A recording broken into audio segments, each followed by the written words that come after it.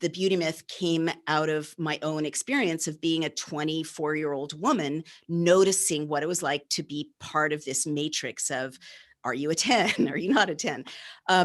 Misconceptions came out of my experience of having a child and becoming a mother.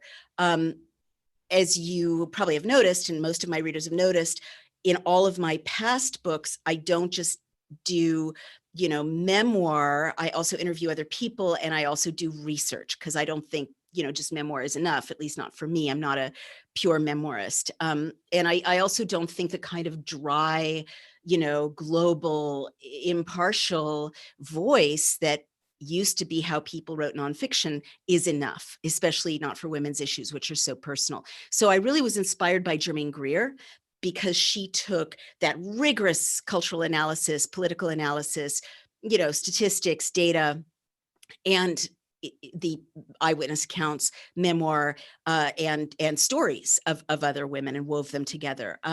So you could definitely see that genre, whatever you want to call it, in all of my works of advocacy, for the most part, probably except the Treehouse, which isn't really a work of advocacy so much. But this book, Outrages, is completely different. And I didn't mean to write a controversial book, of course. And now that it's out by Chelsea Green, it's not controversial. We can talk about the controversy of the last edition if you like. But that really came from being introduced by my advisor to this extraordinary figure in history who's been lost or largely forgotten, John Addington Symonds, and his story of just growing up as a youth and a young man, knowing he was what we would today call gay or homosexual, but that, watching him grow up in his early 20s and even late teens to realize there was no future for his love. He couldn't marry someone he loved. He couldn't even speak about his love and sexual desire. That was so powerful to me as a writer, and I have to say as a mother, because I had kids that same age, coming of age, and you wouldn't want that for your children. You'd want them to be able to not have such a crisis and such a burden.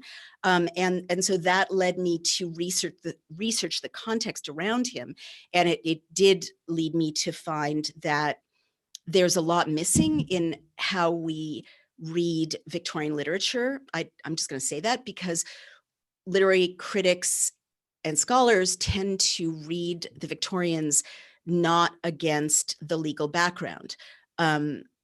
But when you do map literature against what was going on with the law, you quickly find out, as I did in writing my thesis and in writing Outrages, that the people whose work we love in the Victorian period were not writing in a context of freedom of speech. It wasn't like now.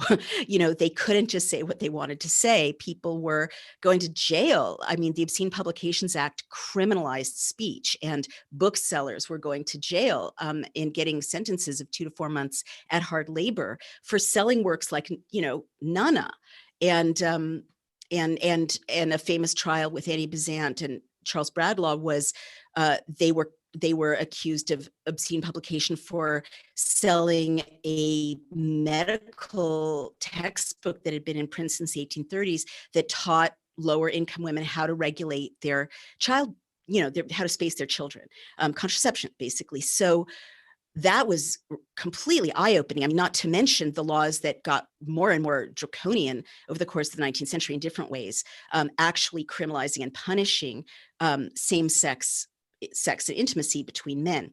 So that was a complete eye-opener, and I wove that legal background around the story of Symonds and this incredible life he had, in which he tried his whole life to tell the truth about men loving men, and that it was not vile and vicious and immoral, but noble and ennobling in his view. And his relationship with the poet Walt Whitman, who inspired him, and how at the very end of his life, he wrote the first gay rights manifesto in English, really. I mean, to me as a writer, that was such a moving story, because in his lifetime, he never saw the day that he wanted to invoke, when that kind of love would be, free and not criminalized. Or even when people could talk about it freely. But future generations were allowed to see that day, in part because of the work that he left. So that to finally answer your question, I never set out to write controversial books. Um, and even with my advocacy, I'm always surprised that anything I do is controversial because it seems so commonsensical when I notice that something's wrong and call it to people's attention. Often what happens is at first it's controversial and then it quickly becomes the conventional wisdom. And that's apparently what's happening with outrages as well.